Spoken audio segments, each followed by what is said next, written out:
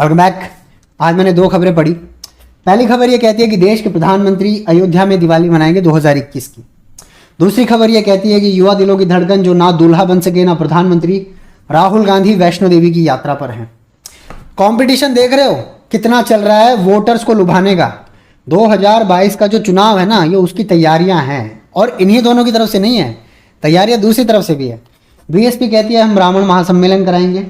BSP ये कहती है कि आपने एक ब्राह्मण गैंगस्टर को उड़ा दिया, इसके लिए ब्राह्मण समुदाय पर पूरा अत्याचार हुआ है 5 साल में, इसलिए ब्राह्मणों को महासम्मेलन करके लुभाया जा रहा है। उन्होंने कहा परशुराम की मूर्ति बनाएंगे, जगह और कितनी बड़ी बनाएंगे वो नहीं बताया। एसपी एक कदम आगे, उन्होंने बता दिया परशुराम की मूर्ति बनाएंगे, 108 फीट की बनाएंगे और लखनऊ में बनाएंगे। ये होता है विजन, ठीक है, ये होता है क्लैरिटी ऑफ थॉट्स। नेक्स्ट, इन सबको याद करते समय आप इतना जरूर याद रखिएगा, ये वही देश है जहां पर एक समय में बिहार में भूरा बाल साफ करो, उत्तर प्रदेश में तिलक तराजू और तलवार, इनको मारो जूते 4, तमिलनाडु में तमिल भाषी राजनीति, महाराष्ट्र में मराठी ना बोल सकने वाले उत्तर भारतीयों को भगाने की राजनीति, बंगाल में देश के प्रधानमंत्री गृह मंत्री को बाहरी डिक्लेयर करके खेला होबे की बंगाली राजनीति, हैदराबाद, आंध्रा, तेलंगाना निर्मल शहर में खड़े होके अय हिंदुस्तान तुम 100 कौड़ है ना, हम 25 कौड़ है ना, 15 मिनट के लिए पुलिस हटा दो वाली राजनीति। दरअसल ये राजनीति इसके लिए होती है क्योंकि आप लोगों को बरगलाना आसान है।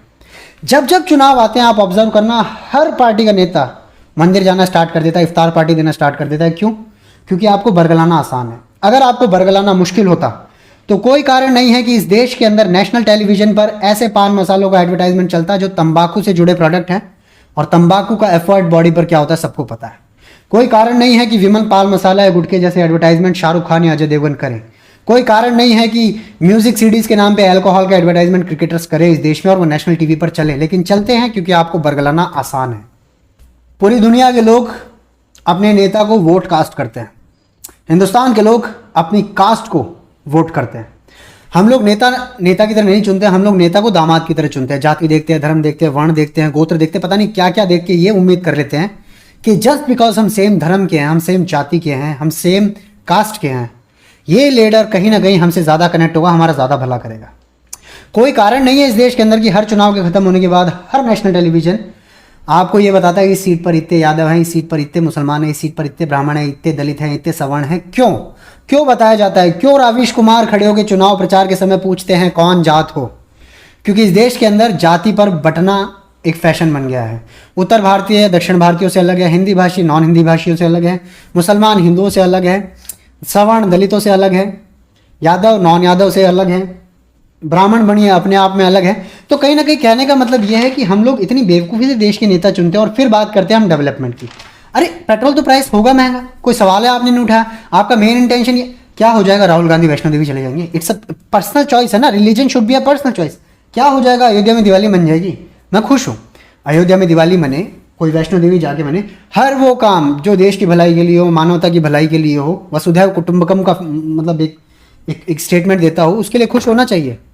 लेकिन सिर्फ इतना ही नहीं होना चाहिए कि ये आदमी मंदिर चला गया या अयोध्या में दिवाली मनानी, इसके लिए हम इसके ज़्यादा कनेक्टेड होंगे।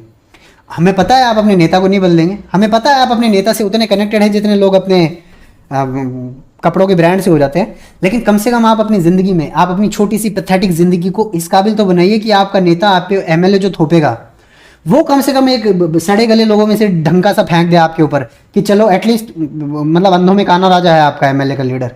कम से कम इतना तो डिमांड आप अपने नेता से इस चुनाव में कर लेना कि आप 5 लोगों के बीच खड़े होकर कह सके हाँ हमारा एमएलए पढ़ा लिखा है, विजन वाला है, बात करने का तरीका है, इंडिया के लिए प्रॉब्लम सॉल्व करने की हिम्मत रखता है।